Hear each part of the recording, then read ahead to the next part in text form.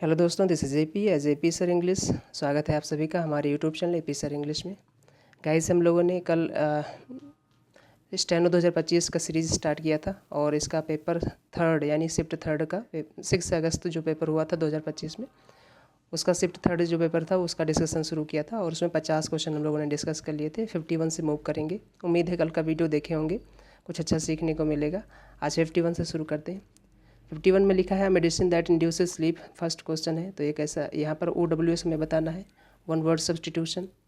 तो यहाँ पर इसका आंसर क्या हो जाएगा? हिप्नोटिक हो जाएगा। बेसिकली हिप्नोटिक इसे स्लीपिंग पिल्स भी बोलते हैं ना, निद्राजनक दवा भी बोलते हैं हिंदी में, तो हिप्नोटिक हो जाएगा। इसका आंसर नारकोटिक भी हो सकता है, कुछ लोग नारकोटिक भी दिए हैं, बट नारकोटिक बेटर ऑप्शन नहीं है। नारकोटिक बेसिकली ड्रग्स के केस में आता है, जो ओपियोइड के केस में आता है, जो अफीम हो गया इस टाइप में, है ना, जो बोल सकते हैं ना आपके पेन को डल करे, रिलीव करे, उससे बोल सकते हैं। तो सिडेटिव भी वैसे वर्ड होता है। सिडेटिव बेसिकली किसी के एंगर या किसी के एक्साइटमेंट को कम करने के लिए सिडेटिव इंजेक्शन देते हैं, तो वो भी नहीं होगा। एंग्जाइटी, एंगर, इस एक्साइटमेंट, इनको कम करने के लिए, सूद करने के लिए सिडेटिव देते हैं, तो सिडेटिव इंजेक्शन होता है, तो वो भी आंसर नहीं होगा।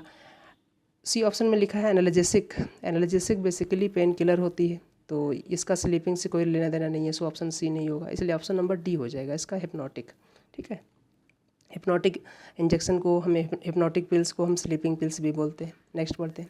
52 लिखा है what does the idiom in black and white mean. Black and white मतलब क्या होता है? कुछ लिखित में, है ना, कुछ रिटन में। समथिंग इज इन रिटन, तो इसका आंसर क्या हो जाएगा? Obviously in writing.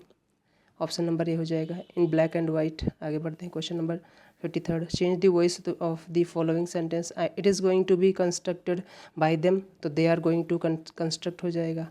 They are going to construct किस में है? They are going to construct, they are going to construct, they are going to construct it with in a few weeks, they are going to construct something. तो option number हमारे यहाँ पर क्या हो जाएगा? They are going to construct it with in a few week, ये option number B बॉल है ना स्टार्स में। They are going to construct it with in a few weeks, तो ऑप्शन नंबर बी बॉल हो जाएगा 53rd का। Next 54, select the correct active form. The hungry dog was gently fed by them owner। मैंने बताया था passive voice में by के साथ लिखा गया ऑब्जेक्ट एक्टिव वॉइस का रियल डूअर होता है, इसका मतलब ओनर ही डूअर है। तो द ओनर, अब जो कि यहाँ पर वॉज जेंटली फेड लिखा है यानी पास्ट इंडिफरेंट टेंस का पैसिव है, और पास्ट इंडिफरेंट टेंस का पैसिव आपको पता है वाज वर्ब के साथ बनता है, तो उसकी एक्टिव फॉर्म होती है सेकंड फॉर्म, वर्ब की सेकंड फॉर्म। तो फीड की सेकंड फॉर्म फेड होती है, फेड ही होगा। तो क्या आंसर होगा? द ओनर फेड, है ना, तो द ओनर जेंटली फेड हो जाएगा।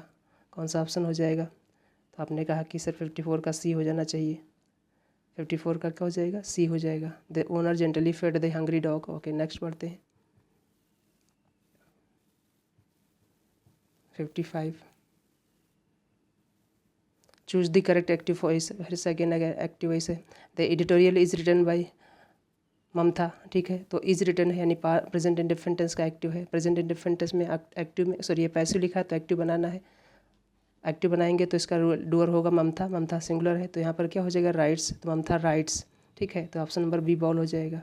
आगे बढ़ते हैं। 56, select the correct active form. Again active, the truth must be told by you, तो यू मस्ट टेल ट्रुथ। कौन सा ऑप्शन हो जाएगा? You must tell the truth, यानी ऑप्शन नंबर डी हो जाएगा। 56 का डी हो जाएगा। फटाफट आप आंसर देते रहिए, आगे बढ़ते रहिए। नेक्स्ट है 57 का, select the most appropriate homonym. Homonym आता है बैक। बैक का मतलब क्या होता है यहाँ पर? वैसे तो बैक का मतलब बहुत सारे हैं, लेकिन होमोनिम पूछा गया मतलब सिमिलर। ठीक है, सेंटेंस के अकॉर्डिंग। तो the company refuse to back the project. Back का मतलब यहाँ पर क्या हो जाएगा? सपोर्ट करना, है ना, सपोर्ट करना। तो सपोर्ट यहाँ पर मीनिंग हो जाएगा सपोर्ट। बैक का मतलब बैक नहीं है, सपोर्ट हो जाएगा। So option number B is going to be right answer. Next 58 लिखा है, select the most appropriate option to fill in the blank. She is married to. Married के साथ हमेशा टू लगाइए, पैसिव वॉइस में जब यूज हो। ठीक है, एक्टिव वॉइस में कोई भी प्रिपरेशन लगाइएगा। जैसे मैं कहूँ कि सी मैरिड अ बिजनेसमैन, सही है। She married to a businessman गलत हो जाएगा, क्योंकि वो एक्टिव में आपने यूज किया। लेकिन अगर उसे पैसिव कर दो, सी इज़ मैरिड या सी वॉज मैरिड, ठीक है, तो वहाँ पर हम टू लगाएंगे। To a businessman, to a doctor, है ना, टू अ पुलिस ऑफिसर, इस टाइप में। तो मैरी पैसिव वॉइस में जब यूज करेंगे, ध्यान रखना, तो टू लगाएंगे। एक बार फिर से देखेंगे, मैरी वर्ड जो है ना, मैरी वर्ड है जो, ये एक्टिव में एक्टिव में रहेगा, एक्टिव वॉइस में रहेगा तो कोई प्रपोजिशन नहीं आएगा, और अगर पैसिव में रहेगा तो इसके साथ टू प्रपोजिशन लगाइएगा। पैसिव मतलब यहाँ पर बी की फॉर्म के साथ वर्ब मैरी की थर्ड फॉर्म आएगी मैरिड, है ना, बी मैरिड, है ना, इस टाइप में। तो she is married to a businessman हो जाएगा, याद रखिएगा, ये फिक्स प्रपोजिशन के रूप में काम होता है। टू अ, बहुत लोग विथ लगाते थे, विथ कभी नहीं लगेगा, टू लगेगा, ध्यान रखना। पैसिव वॉइस में वो भी, एक्टिव में लगेगा भी नहीं, है ना, एक्टिव में कोई प्रपोजिशन नहीं लगेगा, सीधे उसका ऑब्जेक्ट हो जाएगा। नेक्स्ट, आई सा अ मैन, ध्यान दीजिएगा यहाँ पर was wearing a black coat लिखा है, वॉज लिखा है, इसका मतलब यहाँ पर हमें सब्जेक्ट चाहिए और साथ ही साथ कंजंक्शन भी चाहिए। तो सब्जेक्ट और कंजंक्शन कौन बनता है, तो आपने कहा सर रिलेटिव प्रोनाउन बनता है। तो रिलेटिव प्रोनाउन में भी कौन कौन से, तो आपने कहा कि विच जो है वो पर्सन के लिए हम लगाते नहीं हैं। पर्सन के लिए विच तब लगाएंगे जब हमें सेलेक्टिव दिखाना होगा, सिलेक्शन दिखाना होगा, चूज करना होगा। अदरवाइज़ विच का यूज हम यूज करते हैं एनिमल के लिए और नॉन लिविंग थिंग के लिए, ठीक है। तो विच का यूज यहाँ नहीं करेंगे, ये गलत हो गया। बी में होम लिखा, होम पर्सन के लिए लगाते हैं लेकिन ऑब्जेक्टिव केस के लिए लगाते हैं, यानी ये रोल प्ले करता है ऑब्जेक्ट का। यहाँ पर हमें चाहिए सब्जेक्ट, क्योंकि वर्ब ऑलरेडी दे रखी है, तो होम भी नहीं लगाएंगे। हुज पजेसिव है पर्सन का, हु और होम का पजेसिव केस होता है, ये भी नहीं लगाएंगे, यहाँ पर पजेशन की रिक्वायरमेंट नहीं। सो ऑप्शन नंबर सी हो जाएगा हु, ठीक है, हु वॉज। नेक्स्ट है 60, she give me a good advice, इसमें आपको बताना है कि क्या कोई एरर है। तो आपने कहा कि जो एडवाइस होती है अनकाउंटेबल नाउन होते हैं, कुछ ऐसे नाउन जो अनकाउंटेबल होते हैं उनके पहले हम आर्टिकल नहीं लगा सकते हैं। क्यों? क्योंकि आर्टिकल काउंटेबल के लिए आते हैं। कौन से आर्टिकल? ए और एन, है ना। द आर्टिकल डेफिनेट के लिए आता है, तो ए और एन जो है वो काउंटेबल नाउन के लिए लगाते हैं। एडवाइस तो अनकाउंटेबल नाउन है, तो एडवाइस को या तो काउंटेबल बना दो। आप कहोगे सर अनकाउंटेबल को काउंटेबल कैसे बनाएं, तो आपने कहा कि अनकाउंटेबल नाउन को हम काउंट नहीं कर सकते हैं लेकिन डिवाइड कर सकते हैं, डिवीजन कर सकते हैं। हम यहाँ पर पीस ऑफ लगा दें, वर्ड ऑफ लगा दें, है ना, इस टाइप में, तो यहाँ पर वो मीनिंग हो जाएगा। इसका मतलब जो लिखा है वो गलत है, तो आपने कहा हाँ बिल्कुल गलत है। तो इसको सही करने का तरीका क्या है? सही करने का यही तरीका है कि आप वहाँ पर आ गुड एडवाइस में गलती है, तो ऑप्शन नंबर आपको सी चूज करना है। अब सी चूज करेंगे तो कैसे सही कर देंगे? आ गुड पीस ऑफ एडवाइस लगा सकते हो यहाँ पर, है ना, आ गुड वर्ड ऑफ एडवाइस लगा सकते हो, ठीक है। तो यहाँ पर ध्यान दीजिएगा इसे। ऐसे आप बहुत सारे नाउन आपने पढ़ रखा होगा, जैसे आपने देखा होगा कि इन्फॉर्मेशन है, फर्नीचर है, ज्वेलरी है, सीनरी है, लगेज है, बैगेज है ना, ब्रेड है। इनको हम काउंट नहीं कर सकते हैं, है ना। वर्क है, इनको हम काउंट नहीं कर सकते हैं, बट इनके स्लाइस पीसेस कर सकते हैं। तब वहाँ पर हम बोल सकते हैं ना, जैसे मैं बोलूँ कि अगर मुझे जो 5 ज्वेलरी चाहिए तो 5 पीसेस ऑफ ज्वेलरी या 5 आर्टिकल्स ऑफ ज्वेलरी। मैं कहूँ कि मेरे पास एक, है ना, इन्फॉर्मेशन है, तो हिंदी में तो बोल सकते हैं मेरे पास एक सूचना है, लेकिन इंग्लिश में बोलेंगे अ वर्ड ऑफ इन्फॉर्मेशन, ठीक है। ऐसे यहाँ पर इक्विपमेंट है, ठीक है, ध्यान रखिएगा। तो जिसे ये वर्ड आप, ये जो कॉन्सेप्ट है ये नाउन का है। कुछ नाउन ऐसे जो हमेशा अनकाउंटेबल होते हैं, ध्यान रखिएगा, यानी इनको काउंट नहीं कर सकते हैं तो इनको डिवाइड कर सकते हैं। डिवाइड कर लेंगे तो इनके सारे बहुत सारे वर्ड लगा देंगे हम। चलो ये वर्ड याद रखिएगा। नेक्स्ट है 61 में हमें अरेंज करना था, पढ़ लीजिए। पहला दे रखा है और 6 दे रखा है, बीच में अरेंज करना है 60 का। तो आर्टिफिशियल इंटेलिजेंस इज़ रिसेपिंग इंडस्ट्रीज़ यानी आर्टिफिशियल एआई के बारे में बताया गया है कि एआई जो है वो इंडस्ट्रीज़ को रिसेप कर रही है। इसी के बारे में चर्चा की गई है यहाँ पर। और इसके बाद क्या लिखा है कि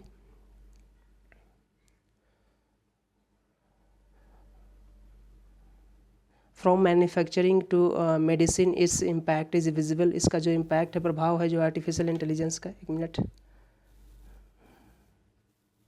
आर्टिफिशियल इंटेलिजेंस का जो प्रभाव है वो कह रहा है कि from manufacturing to medicine, manufacture से लेकर मेडिसिन, उसका इम्पैक्ट जो है विजिबल है। सो ऑप्शन एस स्टार्ट होगा। एस अगर स्टार्ट करेंगे, बिल्कुल एस से स्टार्ट करेंगे, क्योंकि एस जो है वो कॉन्सेप्ट को, एआई को और ज़्यादा ब्रॉडन कर रहा है, बढ़ा रहा है ना, उसके बारे में एलेबरेट कर रहा है।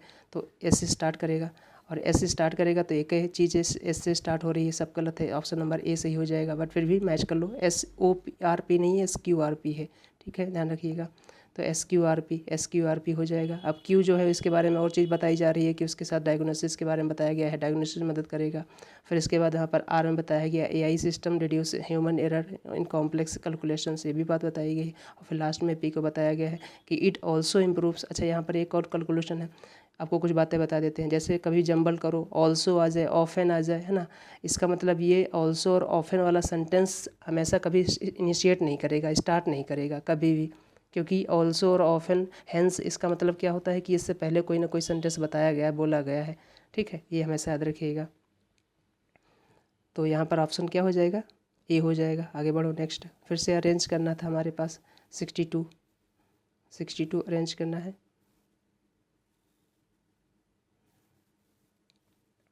Rearrange the part of this sentence 62 में बताइए क्या हो जाएगा। द फार्मर्स, सब्जेक्ट स्टार्ट करेंगे बी से, the farmers despite poor rainfall, ठीक है। बी के बाद ए हो जाएगा, बी के बाद ए, तो बी ए किस में है, ठीक है। B the farmers despite poor rainfall manage to harvest a good crop, यानी कि क्या हो जाएगा, BACD ऑप्शन नंबर सी हो जाएगा। BACD ऑप्शन नंबर सी हो जाएगा। नेक्स्ट बढ़ो, आगे बढ़ो। 63rd में डायरेक्टर और डायरेक्टर लिखा है, he said let me do it my self, उसने कहा मुझे मेरे हिसाब से करने दो ये, तो he asked to be allowed to do it himself, option number D हो जाएगा। बिल्कुल ईजी है। आगे बढ़ो नेक्स्ट 64।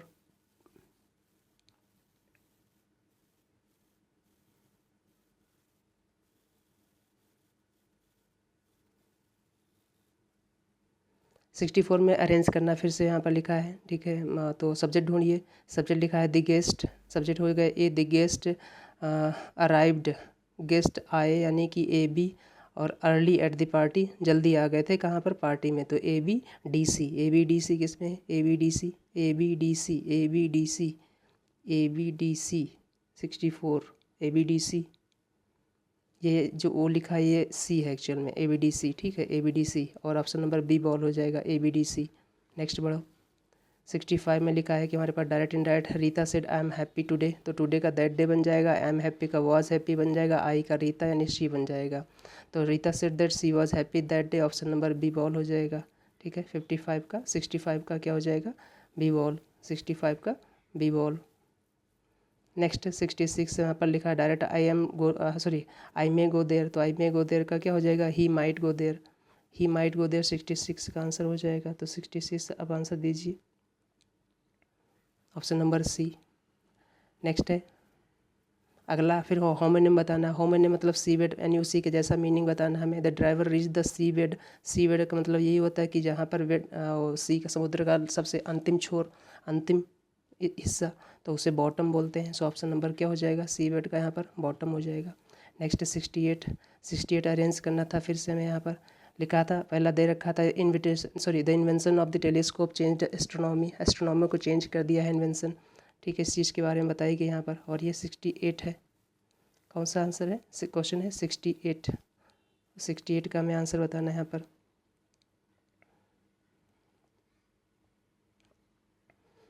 तो मैच करते हैं, देखिए, the invention of the telescope changed astronomy, okay. इसके बाद यहाँ पर स्टार्ट करेंगे किससे, दे से तो नहीं स्टार्ट करेंगे क्योंकि प्रोनाउन ही नहीं चेंज हो रहा है, तो क्यू से तो स्टार्ट नहीं होगा, क्यू से कोई स्टार्ट भी नहीं कर रहा है,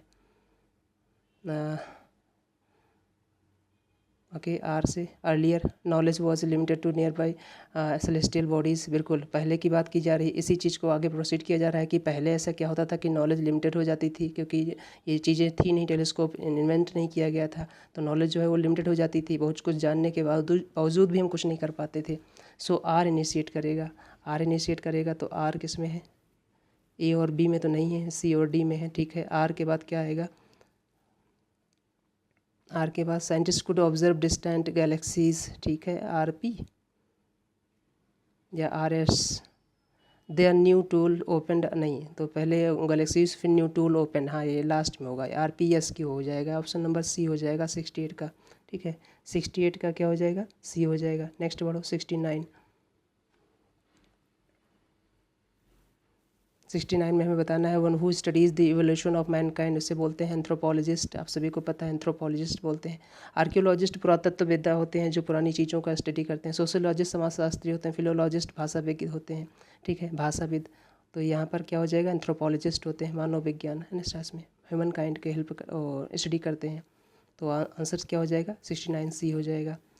70 में आ जाओ, अगेन फिर से हमारे पास जम्बल है, 70 जम्बल है, तो इसमें क्या हो जाएगा, the invention of the wheel change the word, ठीक है। इन्वेंशन जो है किसका, व्हील का, उसने किसको चेंज कर दिया, वर्ड को चेंज कर दिया, संसार को चेंज कर दिया, ठीक है। तो इस पर आंसर क्या हो जाएगा। इसके बाद हम किससे स्टार्ट करेंगे, ट्रांसपोर्ट बिकम ईजियर, हाँ और क्या, ट्रांसपोर्ट इसी से रिलेटेड है तो बिकेम ईजियर हो गया। और रोड्स इम्प्रूव्ड क्विकली, नहीं, ट्रेवल बिकेम फास्टर, हाँ आप सही है। तो ये ईजियर बिकेम फास्टर बिल्कुल सही हो जाएगा, यानी कि पी के बाद आर आएगा और पी आर किस में है, S Q, P R S Q, P R Q S या P R S Q, S क्या आएगा, roads improved quickly, it was a great invention,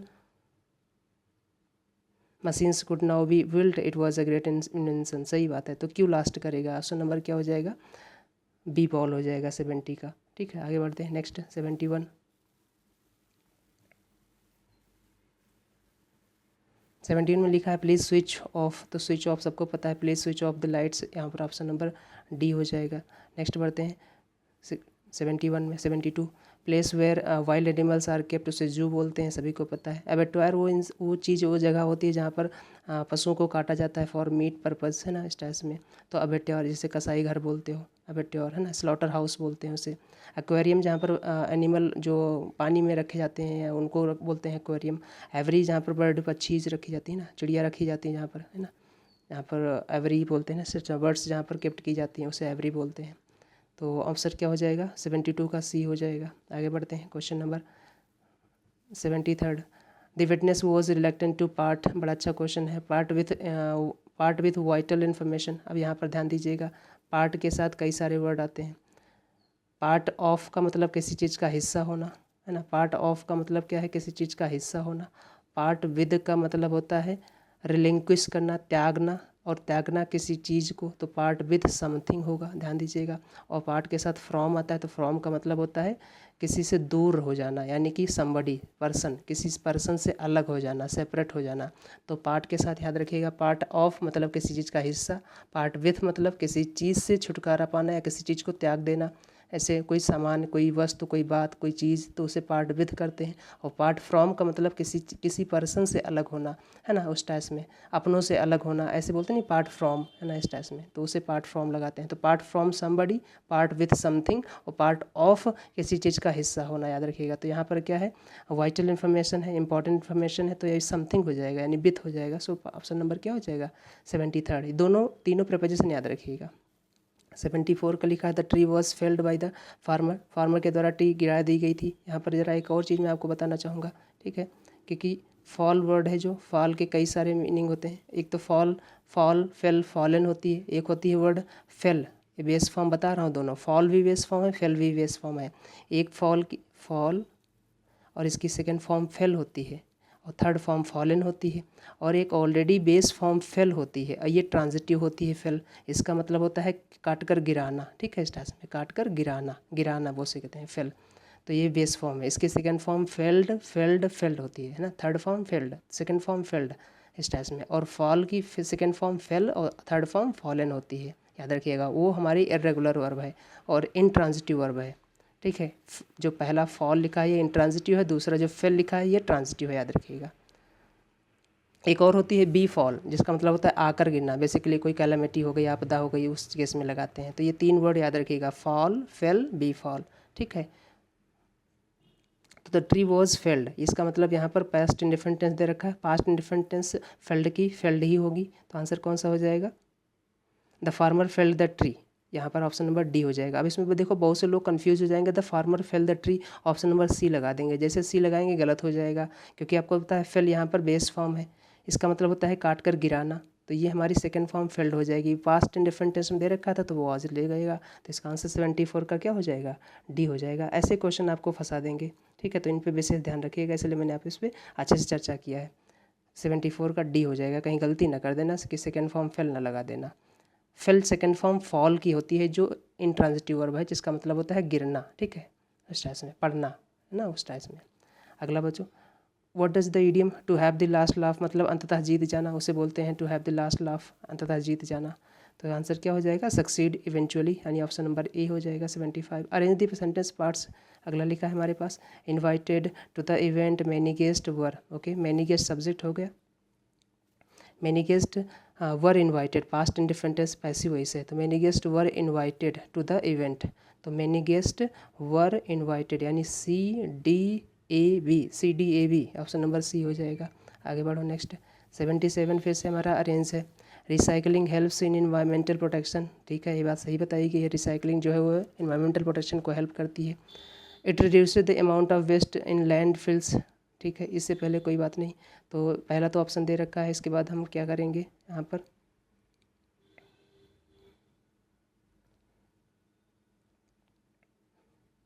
it reduces the amount of waste in landfills, recycle paper, saves tree and water. It also cuts down pollution caused by putting waste, but awareness among people is still low.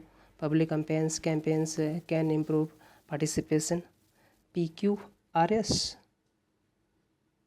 देखो, it reduce the amount of waste in landfills, बिल्कुल सही बात है, क्योंकि जो recycling बिन होती हैं वो रिड्यूस करेंगी, यानी पी तो इनिशिएट करेगा, और पी इनिशिएट करेगा तो पी के बाद क्या हो जाएगा, recycling paper saves tree and water, ठीक है, ये भी बात सही है। तो क्यू उसको और एलेबरेट कर रहा है, यानी पी क्यू हो जाएगा, और P Q R S option number B बॉल हो जाएगा, P Q R S. Okay, next,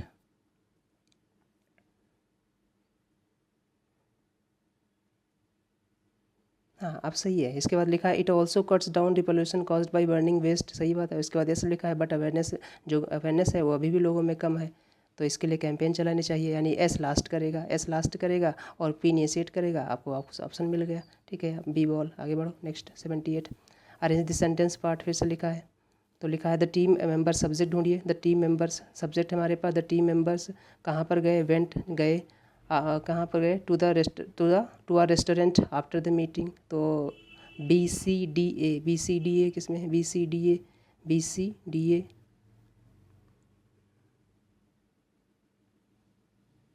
78, BACD, the team members after the meeting went to a restaurant, अच्छा BCDA नहीं है तो BACD कर दो, सही बात है, डी कर दो, है ना, स्ट्रेस में।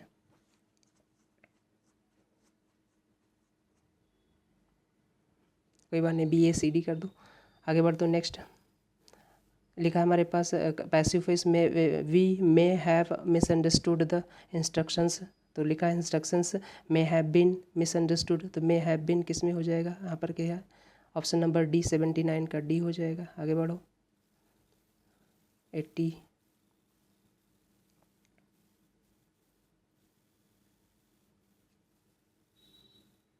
सेलेक्ट द सिनोनिम ऑफ लोथ, लोथ का मतलब होता है घृणा करना, नफ़रत करना, तो घृणा और नफ़रत का इसका साइनो बताना हमें, हेट हो जाएगा, ठीक है, क्या हो जाएगा, हेट। चलिए, तो 80 में क्या लिखा है, लोथ का, मुझे लोथ का मतलब क्या होता है, नफ़रत, घृणा करना, तो नफ़रत करना, घृणा करना, हेट हो जाएगा इसका साइनो, तो हेट हो जाएगा। बाकी एक्सेप्ट जानते हो, एक्सेप्ट करना, लाइक लव सब जानते हो, तो हेट हो जाएगा। Select the miss spelled word from the list, miss spelled बताना है यहाँ पर हमें, तो मिस स्पेल्ड किस में लिखा है, T1 में, यहाँ पर आपको पता है मिस स्पेल्ड, लियाइजन की स्पेलिंग गलत लिखी है, इसकी स्पेलिंग होती है LIAISON होती है ना, लियाइजन, लियाइजन का मतलब होता है घनिष्ठता, क्लोजनेस, बहुत सगा संबंधी, है ना, खास उसे बोलते हैं लियाजनेस, लियाइजन, ठीक है, तो याद रखिएगा इसका मतलब क्या होता है, क्लोज कनेक्शन और कम्युनिकेशन, है ना, तो उसे बोलते हैं। तो ऑप्शन नंबर ए गलत लिखा है। बाकी रिजर्वायर जानते हो, सही है, मनूवर, निपुण चाल, कैमोफ्लेज, छद्म बेस, सब जानते हो, तो ये वर्ड याद रखिएगा।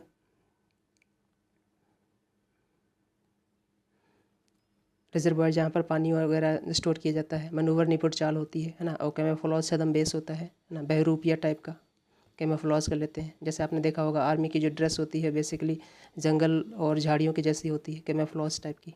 नेक्स्ट है 82, what does the idiom give someone a cold shoulder, किसी को इग्नोर करना होता है, give someone a cold shoulder, तो उसे बोलते हैं इग्नोर समवन, है ना, ऑप्शन नंबर सी हो जाएगा। नेक्स्ट है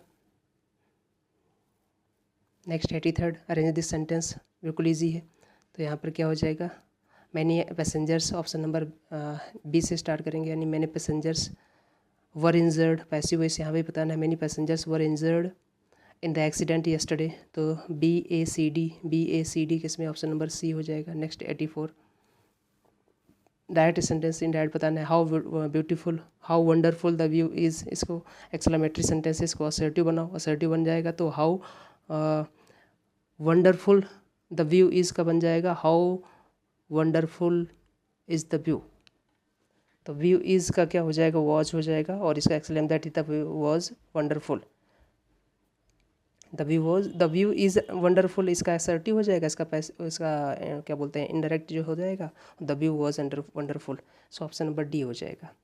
नेक्स्ट है एंटोनिम में बताना है इनहेंस। इनहेंस का मतलब होता है बढ़ाना, बूस्ट करना, इंक्रीज़ करना, इनलार्ज करना, ऑगमेंट करना, है ना। तो ये सब इसके साइनो है, लेकिन डिमिनिश इसका एंटो हो जाएगा। डिमिनिश का मतलब होता है ख़त्म करना, कमज़ोर करना, डिमिनिश कर देना। So option number C is going to be right answer. Next लिखा है the higher you go the cooler it gets, है ना। स्टैस में सब्जेक्ट वर्ब एरर है, ये एक कॉन्सेप्ट होता है, ये भी याद रखिएगा। The plus comparative degree, the plus comparative degree, है ना, ये भी है कॉन्सेप्ट, याद रखिएगा। The plus higher, the plus cooler सही है। अगर यहाँ पर कहीं भी द हट जाता तो गलत हो जाता, इधर द हायर लिखा इधर द कूल लिखा होता तो गलत हो जाता। यहाँ पर एक गलती क्या है, इट के बाद सिंगुलर वर्ब आती है, तो यहाँ पर गेट ना होकर गेट्स हो जाएगा।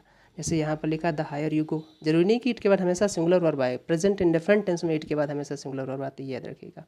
ठीक है, तो इट गेट्स हो जाएगा। इट गेट्स किस में है, तो अब देखो यहाँ पर ऑप्शन चूज करना था हमें। ऑप्शन जो है सी गलत क्यों है, क्योंकि डबल सी डी लगा दिया, आपको पता है गलत हो गया। यही सही होगा, बट बाकी ऑप्शन देख लेंगे। कूलर इट गेटिंग, यहाँ पर ऐसे ING नहीं लगती है। कूलर कूलेस्ट इट गेट्स, देखो ये भी गलत हो जाएगा, सुपरलेटिव नहीं लगाते हैं। तो ये भी याद रखिएगा, ये कॉन्सेप्ट है। The plus C D, the plus C D इस एडजेक्टिव में बताया गया है। Choose the correct meaning of the idiom. Show a clean pair of heels का इसका मतलब होता है भाग जाना, रफू चक्कर हो जाना होता है इसे, ठीक है। तो रन अवे हो जाएगा, इसका क्या हो जाएगा, run away. Next 88 to turn over new leaf, मतलब होता है नई ज़िंदगी की शुरुआत करना, है ना, शुरुआत करना, फिर से शुरुआत करना, इसे बोलते हैं। इसी को बोलते हैं गिले से कोई भुलाकर नई ज़िंदगी की शुरुआत करना।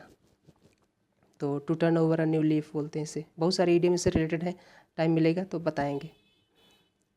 अगला सी शुड पैसे क्या बोलते हैं, इंट्राइट बनाना है। She told me that I should have been more careful. तो she told me that I should, I अगर मी के लिए आया है तो आपने कहा कि आई अगर मी के लिए आया है तो फिर मी ऑब्जेक्ट है, और ऑब्जेक्ट को कौन देखता है, तो सेकंड पर्सन देखता है, तो इसका मतलब ये होना चाहिए, ठीक है। शुड हैव तो शुड हैव लिखा होगा, बिल्कुल सही बात है। तो यहाँ पर कौन सा आंसर हो जाएगा 89 का, तो आपने कहा ए हो जाएगा।